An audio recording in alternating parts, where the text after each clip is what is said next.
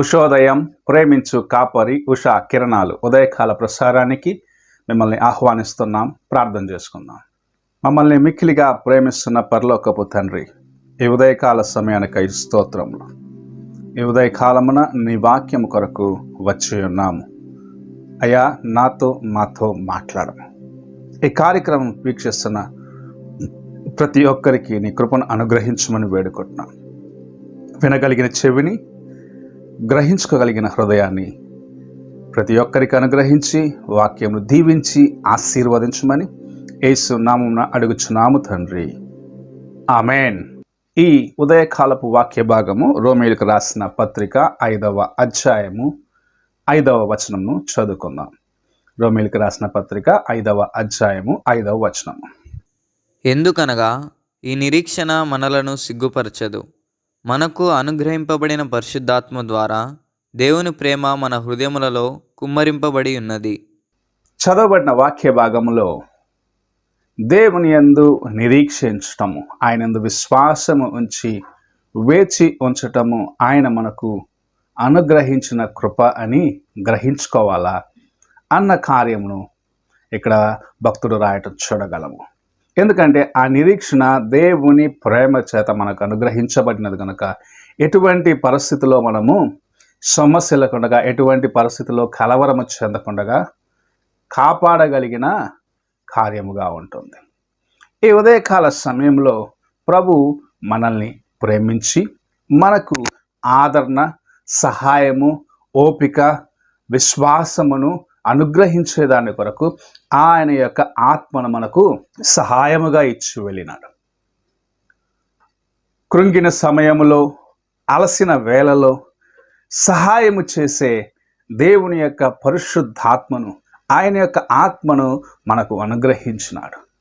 ఆ ఆత్మ మనము ఎలాగూ నడవాలని, దేవుని యొద్ద నుండి పంపించబడిన ఆయన యొక్క పరిశుద్ధ ఆత్మ మనం ఎలాగూ ముందుకు వెళ్ళాలి, ఎక్కడ పొరపాటు చేస్తున్నాం, ఏది తప్పు అని మనలో నుండి హెచ్చరించి సరిచేసే పనిని చేయించు ఉన్నది.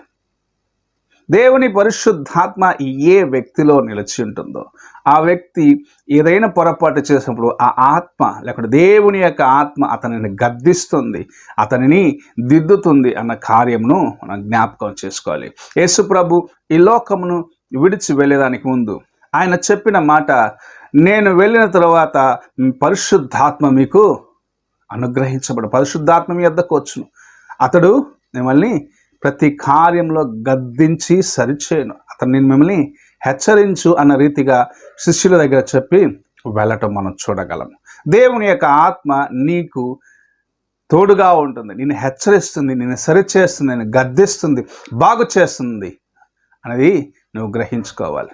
ఏదో కొద్ది నిమిషాలు ఆ ఉద్రేకతను బట్టి వచ్చేది కాదు. పరిశుద్ధాత్మ నీలో నివసిస్తూ, నీ యందు వాసమై, నిన్ను నడిపిస్తూ, నీ మార్గం అంతట్లో నీకు తోడుగా ఉంటూ, సరి ఏమిటో తప్పేమిటో, నువ్వు ఎలాగ జీవించాలనో, ఎలాగ దేవునికి ఉపయోగకరంగా ఉండాలనో, లోకంలో ఎలాగ నువ్వు మాదిరిగా ఉండాలనో, ఏ పాపము నిన్ను ఎలాగూ కృంగదీయడానికి ప్రయత్నిస్తుందో దానిని తప్పించుకునే మార్గమును నీకు చూపిస్తూ, నిన్ను బలపరిచి, నిన్ను కనికరించి దేవుని యందు స్థిరపరిచే కార్యమును పరిశుద్ధాత్మ నీతో నుండి నీకు అనుగ్రహిస్తున్నది.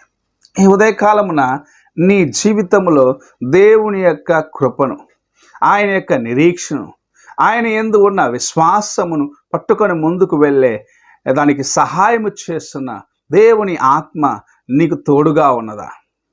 నీవు చేయు కార్యములలో నిన్ను నడిపిస్తున్నదా? దేవుని యొక్క ఆత్మ నీలో నుండి నిన్ను బలపరుస్తున్నాడా అని ఒక్కసారి నీ హృదయాన్ని పరీక్షించుకోవాలి.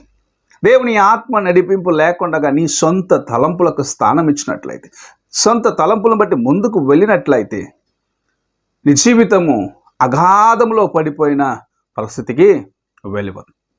ఎందుకంటే నిన్ను హెచ్చరించేవాడు, నిన్ను గద్దించేవాడు, నిన్ను ప్రమాదమైన పరిస్థితుల నుండి బయటికి లాగే దేవుని కృప నీకు లేనట్లయితే, ఆయన ఆత్మ నడిపింపు నీకు లేనట్లయితే, అగాధములో పడి అల్లమటించే ఆ జీవితము నీకు సమీపముగా ఉన్నదని గ్రహించుకొని ప్రతి క్షణము ప్రార్థన యందు, విశ్వాసమందు, నిరీక్షణతో దేవుని యొక్క కృప కొరకు వేడుకుంటూ ఆయన అనుగ్రహించిన ఆశీర్వాదము అనగా పరిశుద్ధాత్మ సహాయంను పొందుకొని ముందుకు వెళ్ళేదానికి ప్రయత్నించము. అప్పుడు నీ జీవితము ధన్యకరముగా ఉంటుంది. అప్పుడు నీ జీవితంలో దేవుని చిత్తము ఎరగగలవు. దేవుని యొక్క ప్రణాళిక నీ పట్ల ఏమిటో తెలుసుకొని ముందుకు కొనసాగగలిగిన కృపను ప్రభు నీకు అనుగ్రహించునుగాక. ప్రార్థన చేసుకుందాం. పరిశుద్ధుడైన యేసయ్య, ఈ ఉదయకాల సమయానికి వందనములు. మాకు అనుగ్రహించబడిన నీ కృప కొరకు స్తోత్రములు చెల్లించుకుంటున్నాం. ఈ దినమంతట్లో నాయన మేము ఎటువంటి కార్యములు చేస్తున్నాం, ఎలాంటి సహాయము నువ్వు మాకు అనుగ్రహిస్తున్నా పరీక్షించుకునేదానికి నీవు ఇచ్చిన నీ వాక్యము కొరకు వందనాలు. నీ వాక్యానుసారముగా జీవించు, నీ వాక్యానుసారంగా ముందుకు వెళ్ళేదానికి సహాయము చేయము. నీ సన్నిధిని, నీ ప్రసన్నతను, నీ పరిశుద్ధాత్మను మాకు సహాయంగా ఇచ్చి వెళ్ళి ఉన్నాం.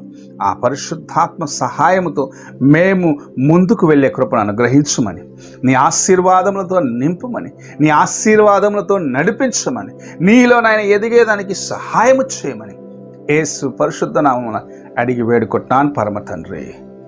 ఆమేన్. తండ్రి అయిన దేవుని ప్రేమ, కుమారుడైన క్రీస్తు కృప, ఆదరణకర్త అయిన పరిశుద్ధాత్మిక సహవాసం ఇప్పుడును ఎల్లప్పుడూ తోడై ఉండి సదాకాలము నడిపించునుగాక. ఆమేన్.